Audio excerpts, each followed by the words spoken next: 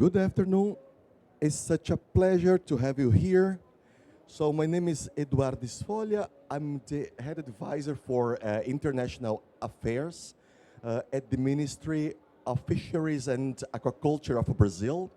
We have been working a little bit in the last months to try to structure an agenda for COP30. And this is one of our circa 30 panels. It was like a long program, and we are very happy. Tomorrow we are going to have our first ministerial panel to try to promote different perspectives in fisheries and aquaculture. I'd like to introduce this topic of today, where we're basically celebrating the introduction of aquatic food systems within the action agenda, and with a particularity, the idea is to keep this topic so we can have such cycles of implementation and to have like a system to try to bring many vectors and groups interested in this sector. So what we did during this process was to create awareness about our participation, basically the nexus between aquatic food systems and climate change. So we, in this system, we realize we have our participation. Circa 1% of the global emissions come from fisheries and aquaculture. So we have our homework to do. When it comes, for example, to trawling, to impact on mangroves, burning fuel in our vessels. At the same time, we have our vulnerabilities related to the sector themselves, but also to the populations that depend on fisheries and aquaculture. And here you may be super familiar with this long list of impacts, and many or most of them already felt. We have this interesting question placed to the IPCC: which industries and jobs are most vulnerable to the impacts of climate change in the oceans? And usually IPCC is so reticent, but in this case it has been very clear. Small-scale fisheries, livelihoods and jobs are the most vulnerable to climate-driven changes in marine resources and ecosystem services. So it's one more reason to give visibility to this sector, because if some groups should be prioritized, possibly these two sectors, but small-scale fisheries in particular should become first, or at least not be left behind. But we are also part of solutions. You may be super familiar with this narrative that by the simple fact of consuming more aquatic food, we can have an important impact in terms of mitigation, because you have conversion efficiency, we have emissions intensity lower, and more than that, we have a growing demand, and we have to answer, we have to meet the demand for this consumption, and we can do that in a better way or with more impact. So it's one more reason to understand how we can contribute to food security, having less impact, climate impact. And also we know that many countries have already included aquatic foods in their national determined contributions, and already have many projects. So it's an interesting to have a kind of catalog when you can multiply and adapt solutions to local realities, because when you talk about fisheries and aquaculture, we're talking about very different realities. As you may have seen here in Belém is very particular. Just an interesting data, consumption of fisheries here is superior to 200 kilos per person in riverine communities. So we really want to advance and to engage like in international partnerships.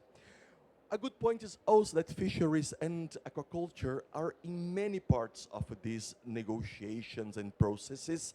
So we are not inventing anything new. And I'd like just to mention the first Ocean and Climate Change Dialogue, when the conclusion is the necessary to integrate climate solutions based on aquatic foods in national and multilateral processes, including the UNFCCC processes.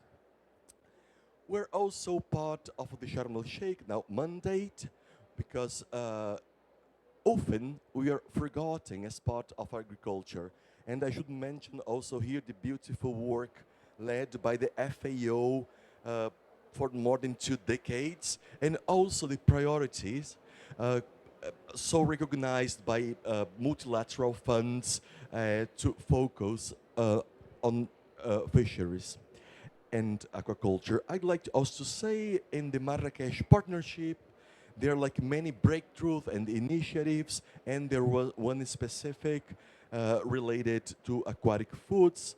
And yes, so with the goal to secure at least $4 billion per year to support the resilient aquatic food systems that contribute to healthy and regenerative ecosystems, and to ensure the food and nutritional security to 3 billion people. And then we have all this human dimension of our sector that's not only about paper and stories. We are talking about a sector that responds to the livelihoods of, let's say, 600 million people in considering all the sector. And I should mention also the populations depending on artisanal fishers, and 10% of humankind depend on what they extract from the oceans to have their daily subsistence. And we have a fisher folks that are highly vulnerable, but also they are a kind of big army, a lot of people that can contribute. So when you think of projects in this sector, we have to engage the communities and give the right value to traditional knowledge and respect the ways of life. At the same time, we should mention here, when negotiations are so paralyzed, that we can have here a sector that's a sector of convergence, because it's of interest of developing and developed countries. Also that we have this big deficit in values, and less than 1% of global climate funds, and less than 0.2% of global philanthropic funding are allocated to projects in fisheries and aquaculture. On the other hand, we have like this number, but it's completely flexible, that we would need something between $4 and $30 billion annually in investment in this sector to ensure resilience and sustainability. And unlike the other sector, is a big sector that moves $500 billion per year. So this sector could be the main agent to promote resilience for the good and for different realities. And then finally, we arrive in COP30. You may be familiar with this structure. We have all the parts of political will with the leader summit, and then negotiations, and then all this social mobilization called Multirão. And then we have here the Global Action Agenda. That's a voluntary commitment. We have more in the climate change. You can see every presidency has much autonomy to propose an action agenda in coordination with the Marrakesh partnership. And this year, instead of having new declarations and statements, we decided to work in another way and bring international initiatives that already had something to say and to show, to give stage to initiatives. So here you can see we made now more than 5,000 actors engaged.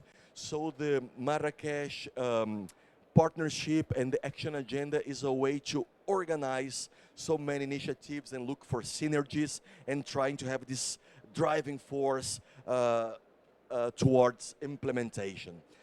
And we have our global action at COP30 that's already online, that it has been divided into 5 main axes, and fisheries and aquaculture has been somewhere between axis 2, that's axis with an approach in conservation, and another approach on sustainable use, that's transforming agriculture and food systems. So in this big table here, you can see we have been working on number 7, that's efforts to preserve and restore oceans and coastal ecosystems. And at the same time, in number 9, it's more resilient, adaptive, and sustainable food systems. So this is the page today. More than 800 international initiatives engaged, and we are presenting during these 2 weeks 100 plans to accelerate solutions, and you're very glad to say that with our partners, I should mention the FAO Blue Transformation, the UNCTAD, United Nations Global Seaweeds Initiative, the Aquatic Blue Food Coalition, led by Iceland, that's with us today, also the Aquatic Food and Ocean Breakthrough within the Marrakesh Partnership, plus the CJR Climate Action Science Program via Rollfish, that's our partner. We could build not 1 but 2 plans to accelerate solutions. So it's a great achievement because out of 100 plans, we have 2 of them, and the idea is to have a continuation. Why? Because they have been many partners engaged in this process. Now we have this long list of other initiatives that want to promote this agenda. And we have the benefit of having a super powerful partner as FAO that has been working this topic for almost 20 years. So we had something to tell. And we have also this blue transformation that is very focused on sustainable use. And then you're right here with this very new initiative dragged by the UNCTAD, that's the United Nations Global Seaweed Initiative, that's working in 2 sectors, sustainable use and preservation. And here you have like amazing solutions. You can have offshore seaweed production absorbing more carbon that other like monoculture plantations or even in forestry. And you have these multiple uses of algae for packaging, biodegradable film, and fertilizer, and biostimulants, and food supplementation, and bioremediation, decontamination. And in a very particular way now, we have to consider bioplastic, possibly now in a small project that you can escalate and maybe use this bioplastic in fisheries and aquaculture to try to contribute to diminish the pollution by plastic in the oceans. Well, we have big brothers who have the ocean breakthrough, the aquatic food breakthrough, the mangrove breakthrough, and next year we're launching the seaweed breakthrough, and someone was yesterday announcing the plankton breakthrough. So there's a lot of energy and you have to engage. So now we're going to have this website. You can see here transforming agriculture and food systems, where we have been invited to put our solutions in the granary of solutions. And you're going to have 2 topics, multiple benefits of algae aquaculture and aquatic food system as climate solutions. And said that the invitation for this process with our partners were to reflect which solutions we have, what you can show in a catalog, and try to engage and show that we deserve to be in the action agenda. And this was the invitation. We have big solutions, small solutions, but I know that all of you here know great forms of contributing to the climate goals. So having initiated with this long explanation, I'm so sorry, I'd like to form our panel. by inviting Miss Gudrun Throstenstodir. Please join us. She's an advisor on climate and energy in development cooperation of the Ministry of Foreign Affairs in our partner Iceland. Please take a seat. Mr. Pio Manoa, Deputy Director General Forum for Fisheries Agency for the Pacific Islands. You are very welcome. I'd like to call Mr. Gabriel Muswali from the Program and Strategy Advisor, Eastern Africa Platform for Non-State Actors in Fisheries and Aquaculture, and Ms. Nidhi Naga Batla. So sorry for my pronunciation, but we have a very international panel. It's for a good reason. She is the Senior Official Program Lead for Natural Climate and Health from the United Nations University, and she is located, I think, in Brussels, in Belgium. So it's it's a pleasure to have you here. So I'd like to invite Gudrun to share with us how we are in the action agenda and now what? How can we work together? Thank you. And thank you, Eduardo, for inviting me to be here today. First, what I'd like to say is that in Iceland, sustainable use of natural resources is, in any field, fishing, tourism, energy production, is fundamental to our way of life. And this sort of domestic experience translates into our into the international space, and that's what I'd like to highlight today. Because Iceland is the chair of the Aquatic Blue Food Coalition, like you mentioned, which is a multi-stakeholder group founded in 2021, launched in 2022, that brings together member countries, researchers, and advocates to elevate blue foods in climate, ocean, and food system dialogues. The key objectives of the coalition are threefold. First, to raise the profile of aquatic foods.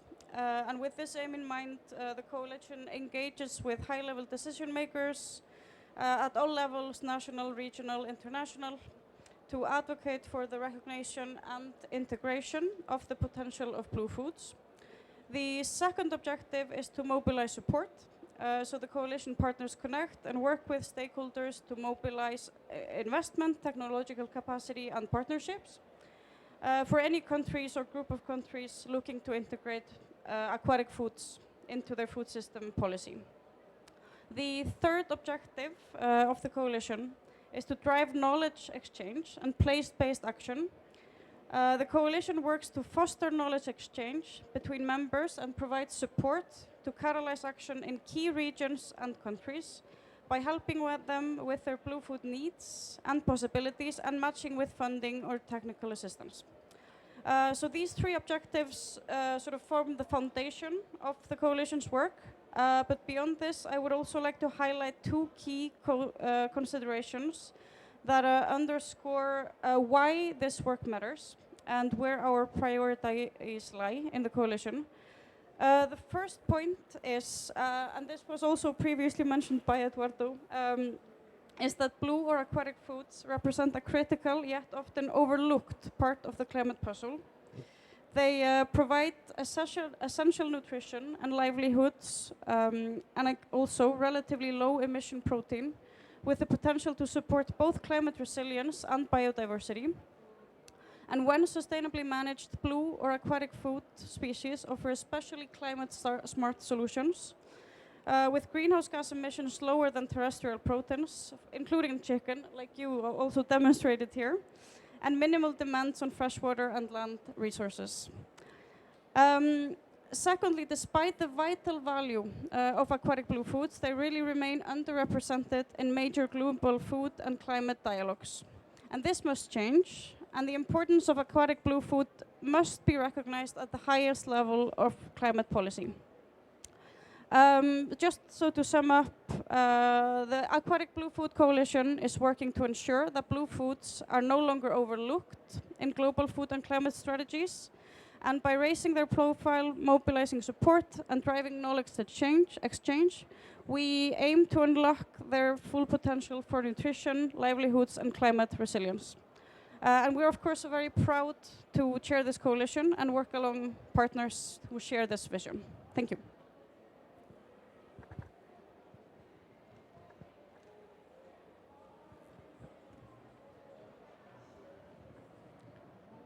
I thank you so much, Gudrun. Well, Iceland has been a great partner. We are in our learning curve, so it's amazing to know that you can have all these multiple realities. Well, it's a pleasure. Gudrun told me that she should maybe leave a little bit earlier, so just in case, feel free. Just been great to hear from you. Lovely. So I'd like to give the floor to Mr. Pio Manoa. We're expecting maybe what's the relevance of oceans and in particular fisheries coming from a reality in the Pacific where this sector is so central, you know, for the economy and for livelihoods and also for food security. Thank you very much. Can you hear me? Thank you very much, Eduardo, and on behalf of the agency that I represent, I thank you and the Ministry of Fisheries and Agriculture of the Government of Brazil for the invitation extended to the agency to participate. Some of you may ask what it's like in the Pacific. In the Pacific, we are surrounded by the largest ocean in the world, the Pacific Ocean. And we don't have much land. So most of our communities and our governments rely on the ocean and in particular our fisheries resources for sustenance, for national revenue. So there's a significant dependence on our oceans. So the inclusion of oceans and fisheries and aquaculture within the climate change agenda is absolutely critical from our side. We don't have much land, as I mentioned, so all we have to rely on is our fisheries resources. So let me give you a bit of context. The Pacific Ocean, the governments that I represent are 17 member governments. The majority are small island developing states. So 15 of our membership are small island developing states. And so there's a significant reliance on oceans. In fact, for some of our countries, up to 70% of GDP comes from revenue from licensing of foreign vessels, or licensing of fishing vessels. Significant reliance. And of the communities that we have, about 50% indicate that fisheries is a secondary or primary source of income for the family. And so when you think about livelihoods and the protein source of fisheries, it's significant. So the importance of having resilient and sustainable fisheries in the long run is essential from our side. The agency that I represent focuses on pelagic fisheries. So we're talking about the ocean-going fish. And one thing that is clear from the science is that when ocean temperatures increase, as they are doing, the fish is moving out of our zones. They're moving out of our zones, traveling eastwards onto the high seas and to the eastern Pacific. This is the reality that we face. And the scientists say that we're looking at least a 20% drop in our biomass of our key species of tuna that our countries rely on. A 20% drop in biomass means a corresponding significant drop in national revenue and also affects the livelihoods of our people, as mentioned earlier. So what we're doing is we're looking at all the international bodies that we would need to focus on. So we are working within regional fisheries management organizations to manage the fisheries better throughout their range. We're also increasingly working in this UNFCCC framework to try and see how best you can look after the interests of our membership. So we have to work within these two international fora to be able to safeguard the interests of our members. And so when we look at another important aspect to all of this is that as small island developing states, there's a need to recognize the vulnerabilities and the special requirements or special circumstances that we have. And it's important that the international community takes this into account when it is discussing and talking about fisheries and how climate change is affecting fisheries. We feel it already. This is not a talking, we need action. We need less talk, more action to address the issues that are at hand for our membership. So if I were to summarize everything, boil it down to 4 simple points, this is what I will point it down to. The increasing temperatures is not helping us. We need 1.5 to stay alive. We need to go back into the targets that are set out in the Paris Agreement. 1.5 is important for our survival and also to ensure the livelihoods of our people. The second is we need to put in place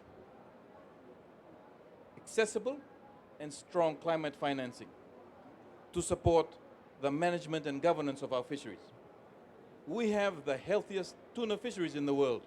In fact, compared to other regions in the world, when you look at the science and the biological status of stocks, we have the healthiest stocks. That doesn't mean we are complacent.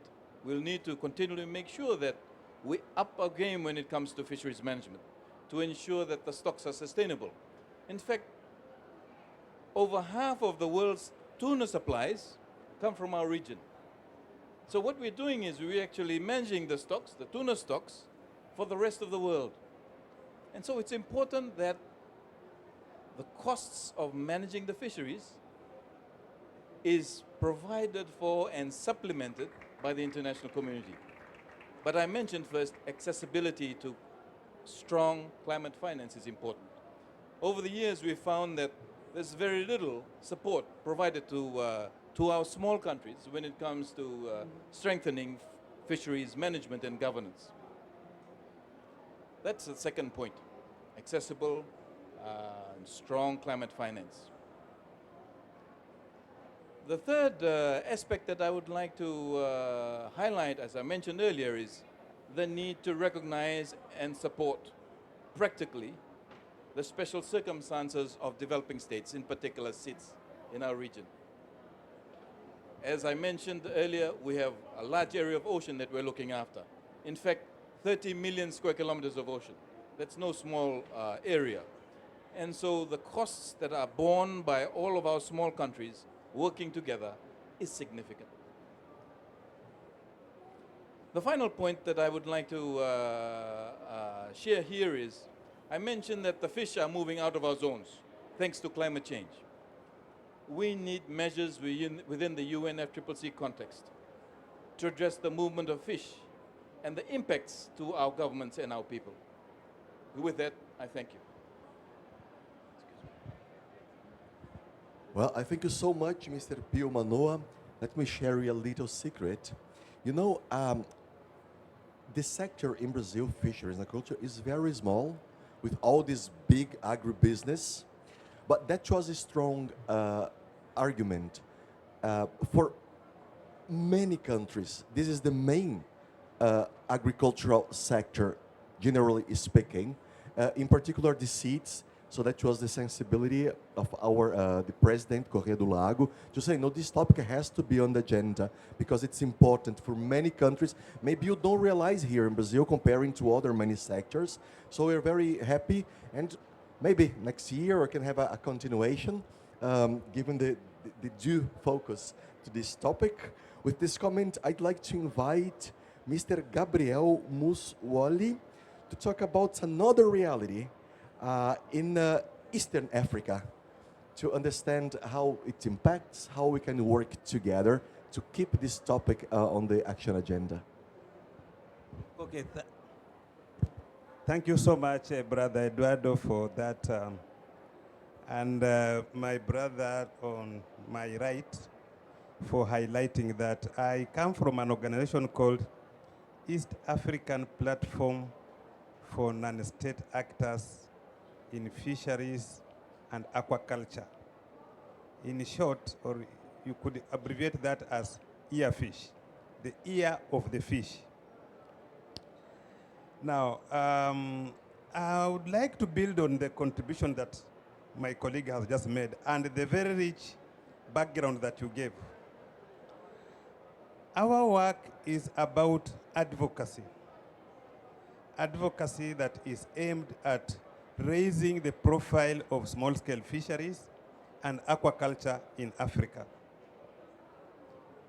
And that is very important because, as it were, you have actually given me some slides there for my presentation.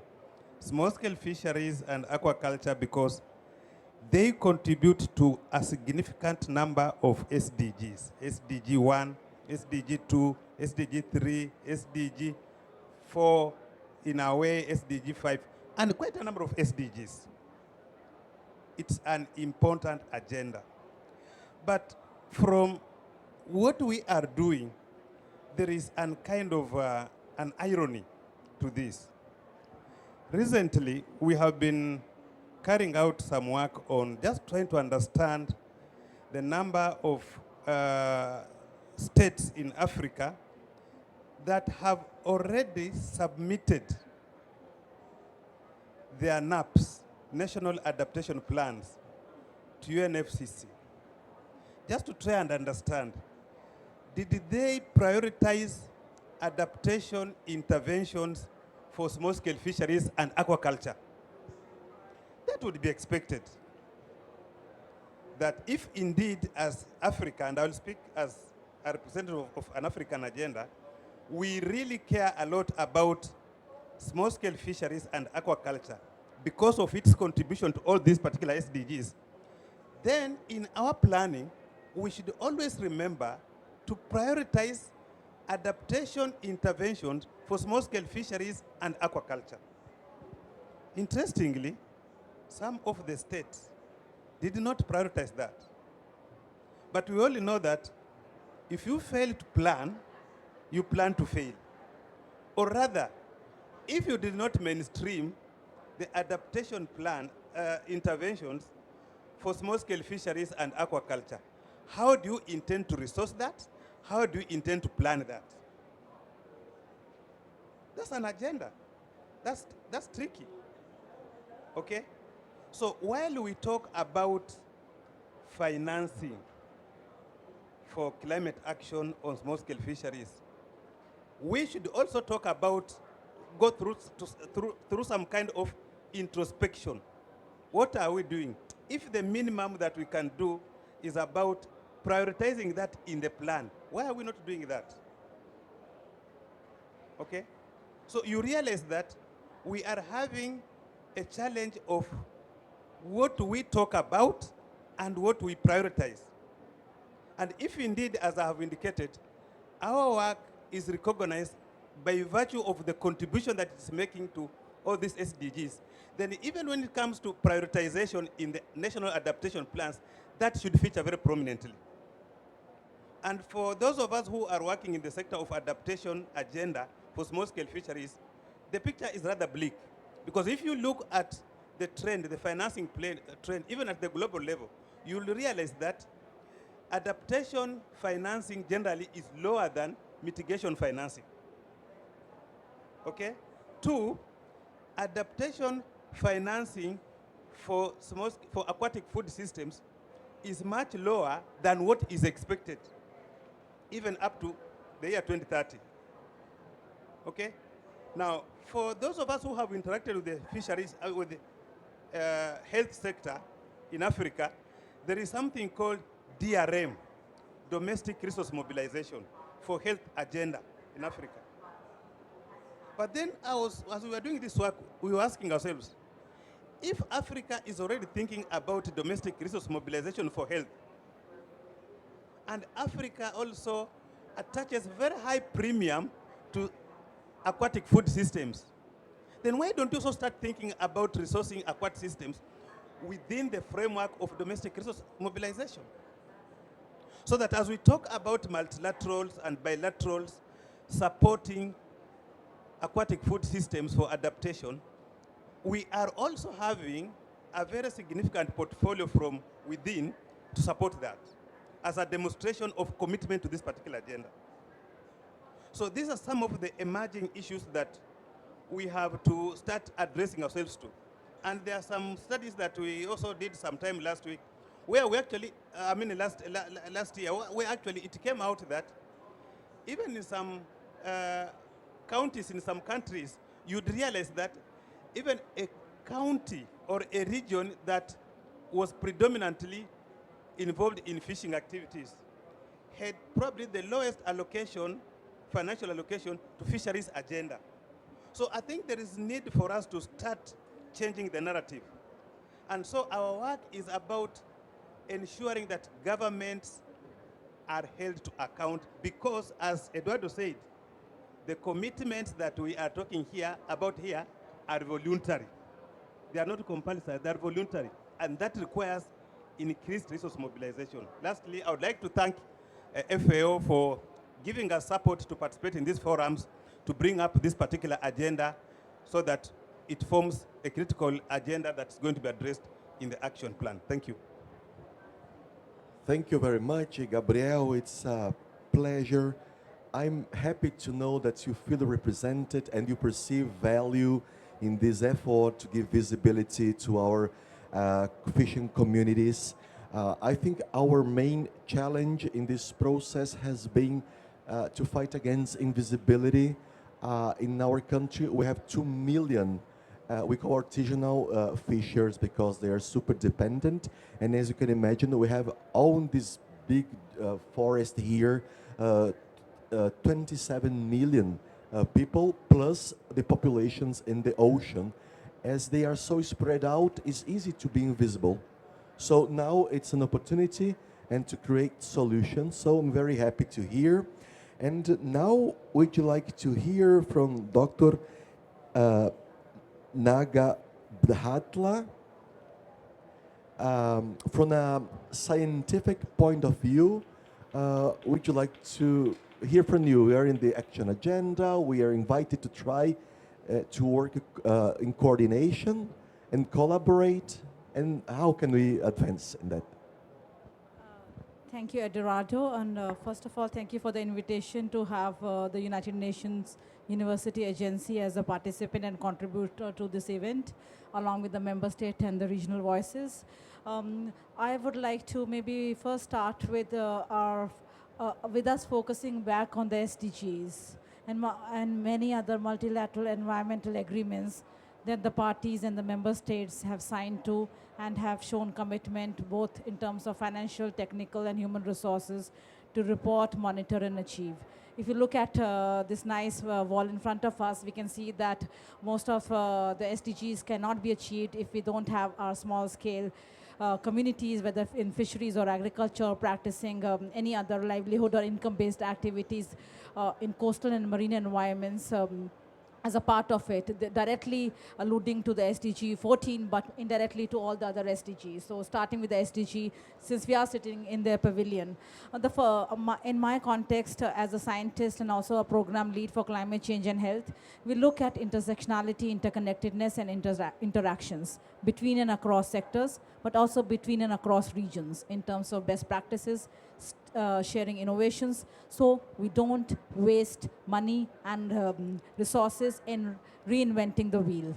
If we have partnerships as SDG 17 is alluding to, we will be able to have these technology transfer, innovation ecosystems that are being developed in certain countries because they are able to put R&D money, research and development money in the sector to benefit other regions who are still kind of shaping their way towards that sector or scaling that sector, as you said. So some countries are in advanced path of utilizing coastal and marine resources for livelihood, income generation, carbon offsetting, and many other carbon-related commitments or climate change-related agendas. So maybe a kind of a global North and South partnership is very obvious, but between global South and South, because we have common socio-economic complexities and sometimes overlapping socio-cultural complexities. So that's my point number one. My point number two, which I really like to focus on, I'm also representing the the seaweed UN coalition here, which we launch in France in the summer of 2025 in the UN Ocean Summit. And I think seaweed sector is a particular sector that now is becoming quite popular and known in the context of the ocean-focused agenda, including SDGs, climate commitments. And I like to take a pause and ask and give you 3 numbers. And please raise your hand if you feel. What is the market value of seaweed industry? 3, 6, or 9 billion dollars? It's $9 billion. We are talking about livelihoods, income, support for small-scale subsistence aquaculture farmers who can be the shareholder of this $9 billion across the, and we have not yet tapped the carbon market in the context of seaweeds. Another point of exploration through scientific investigation and evidence backing, seaweed is gender friendly. We don't need a lot of equipment. We can easily tell women because of offshore production systems. We don't have to, on the coast production systems. However, climate change is coming as a challenge because as sea temperatures rise, we have to shift the production systems into inshore. And that would make it challenging because then it disturbs the gender balance of adaptation and resilience building in certain communities, including in island states. So this is something that we have to learn from each other on how do we balance the crises that are being presented as an opportunity to innovate and to put solutions into place. Another point that we are investigating as a scientific community, also as a UN agency, is positioning the seaweed and the aquaculture sector as a nature-based solution. And I specifically talk about seaweed production system because of its triple benefit. Scientists have now being conclusively writing its role in carbon mitigation. So we take the mitigation walks, adaptation because of its cost-effective starting cost. It could be a social entrepreneurship or social entrepreneurship for small-scale communities. The third is resilience building because it tends to be a sector that talks about inclusive participation. And gender is something that is not yet talked about openly or clearly in the context of aquaculture and other coastal production systems. So I would really request all our stakeholders in the room to take all the decisions into account that are gender sensitive and gender inclusive. Equity, justice, and inclusion is something we cannot leave behind. We have to align and allude to the slogan of leaving no one behind, especially women who have been playing a very active role in the aquaculture value chain, but have not been given enough recognition. So that's my 4th point, and I'll also like to bring your attention to some of the sort of emerging trends in making the sector sustainable.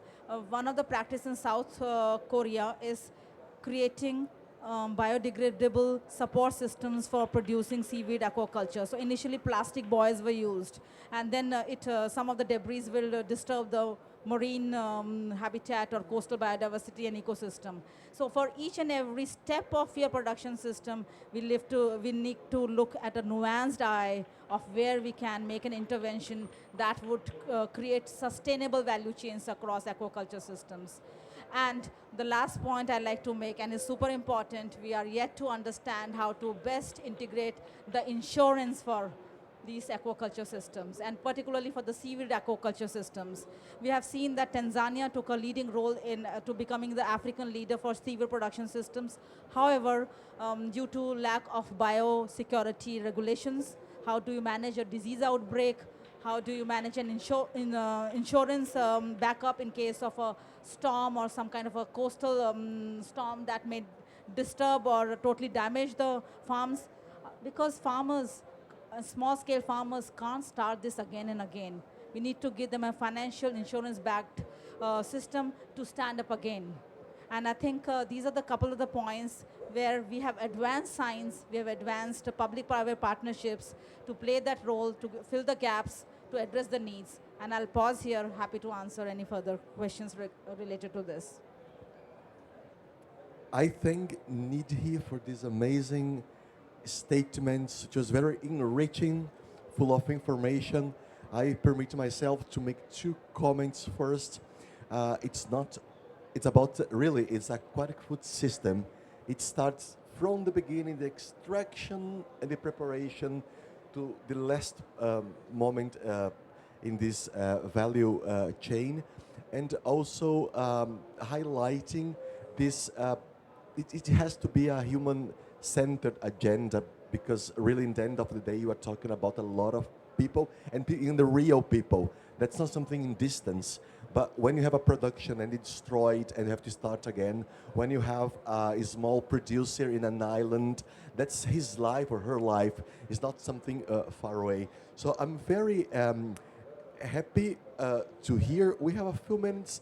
I'd like to share with you a nice piece of information. You know that every year the General Assembly debates a resolution on sustainable fisheries, and yesterday we concluded negotiations uh, highlighting the inclusion of fisheries and aquaculture into the action agenda of the 30th Conference of the Parties under the United Nations Framework Convention on Climate Changes, held in Belém, recognizing its role in highlighting the contribution of fisheries and aquaculture to more resilient, adaptive, and sustainable food system. So it has been accepted by all countries, so we are happy to share this information with you. We have maybe a very few minutes in case someone has some comment or any question. I would have many of them, but I'm going to let them through earlier. Otherwise, we could form for a family picture, so we can have this register for this moment, and to say that it has been a pleasure and very enriching hearing from all you all. Thank you very much.